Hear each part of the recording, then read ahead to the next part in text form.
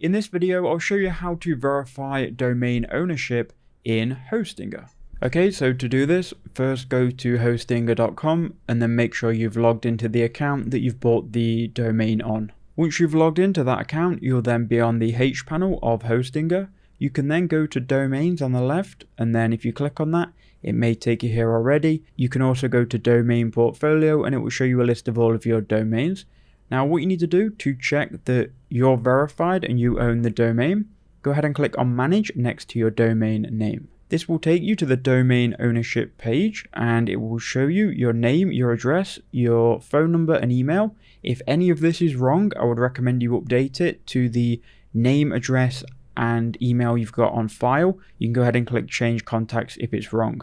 You've then got your administrative and billing details, which again, make sure those are correct. You can then manage your domain by going into the domain overview on the left, and also the DNS/name servers can be changed here. But this is how you would verify that you own the domain. It would be this info here.